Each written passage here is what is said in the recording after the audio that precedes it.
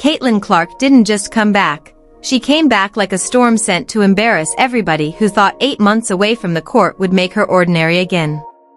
Most players disappear for that long and return cautiously, trying to survive a few minutes, find their rhythm, shake off rust, and slowly rebuild confidence. That is what basketball history teaches us to expect. But what Clark did in Puerto Rico did not resemble a normal return, a smart return, or even a great return. It looked like a complete takeover of the sport in real time. The moment she stepped on the floor, everything changed. The pressure that had been swallowing Team USA suddenly looked weak, the pace instantly shifted, the offense came alive, and the game stopped looking difficult the second the ball was in her hands. She didn't enter the tournament like someone trying to prove she still belonged, she entered like someone furious that the game had gone on without her. Every possession felt like a warning shot. Every pass looked like it came from a player seeing the court 2 moves ahead of everyone else. Every possession she controlled felt like she was exposing how limited everybody around her looked before she checked in. And that is what made the entire thing so unbelievable. She wasn't just good after the injury layoff, she was more dangerous, more precise, more ruthless, and more in control than players who had been competing non-stop. What followed was not simply a hot streak or one lucky performance. It was a week-long destruction of the record books that turned a comeback story into a basketball power statement the entire world had to stop and stare at. Clark didn't just break records, she broke categories people barely even thought to track because nobody expected one player to attack the game from so many angles at once. She shattered assist records, debut records, bench records,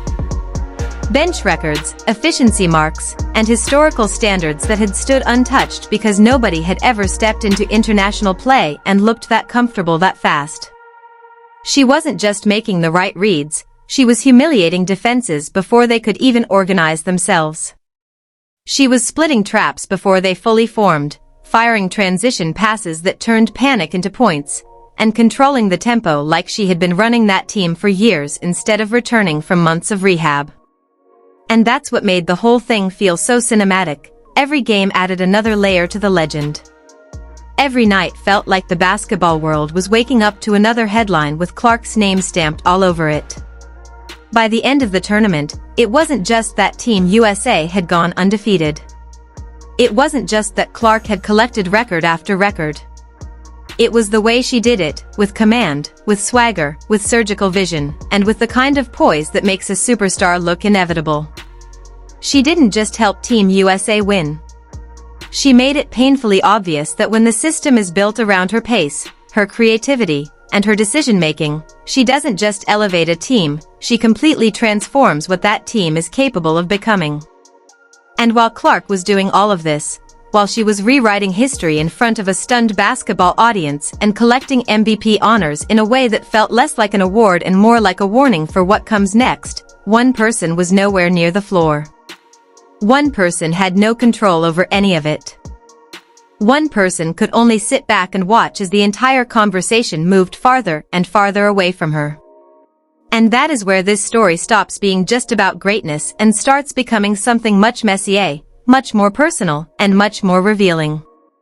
Because while Clark was making basketball history, Aya Wilson was making noise, and not the kind that helps your legacy. Instead of watching one of the most dominant comeback performances in recent memory and respecting it for what it was, Wilson somehow managed to turn the moment into a public display of insecurity so obvious, so unnecessary, and so badly timed that it instantly made people look at her differently. The second Clark's performance became too big to ignore, Wilson's reaction said everything. Not admiration. Not respect. Not even competitive fire expressed the right way.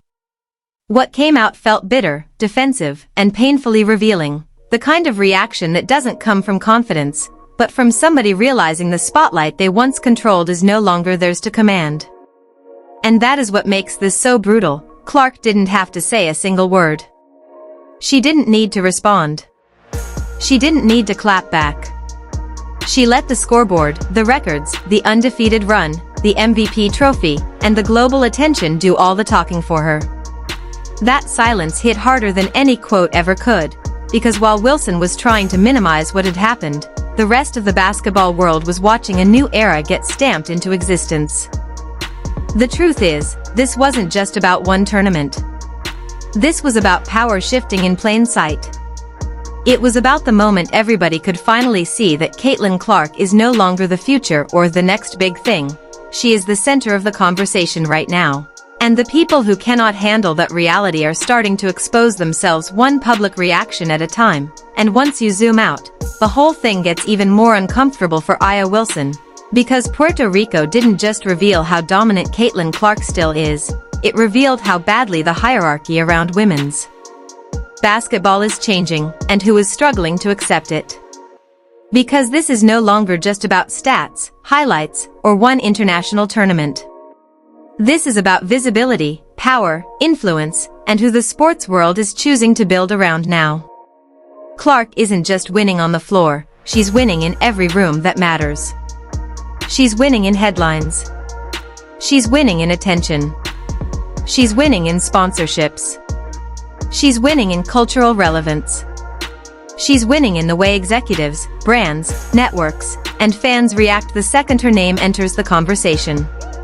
That's the part that hits hardest, because basketball has always had stars, but very few players become full-scale events. Caitlin Clark has become an event. Every move she makes feels bigger than the game itself, and whether people love that or hate it, the market has already made its decision. That is why every time Clark rises, certain people start sounding more irritated than competitive. It's because they are not just reacting to her talent, they are reacting to what her rise means.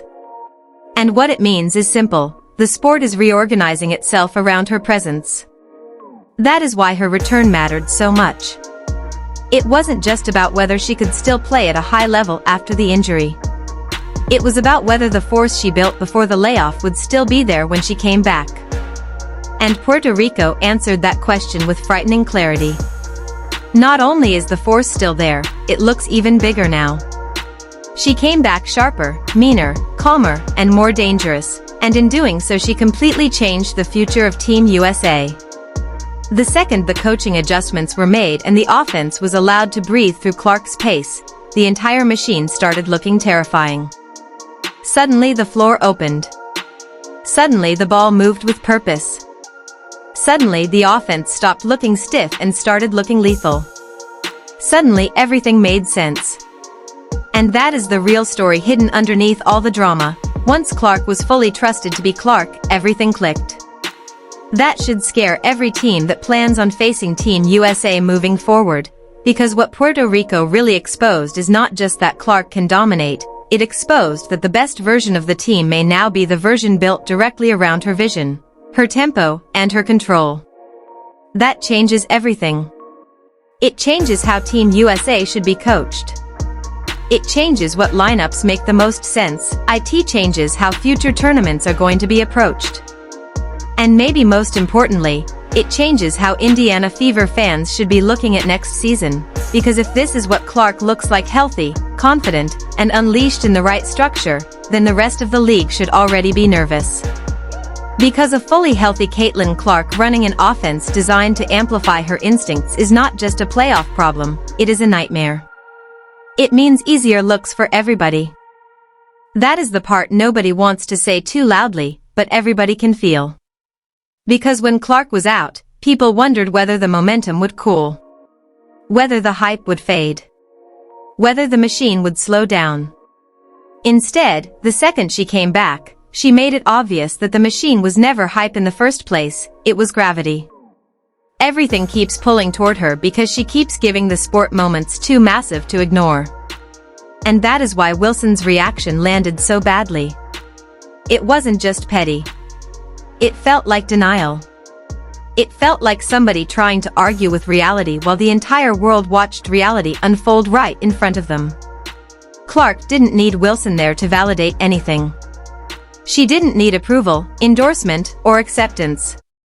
She just needed the floor, the ball, and enough room to remind everyone exactly who she is. And once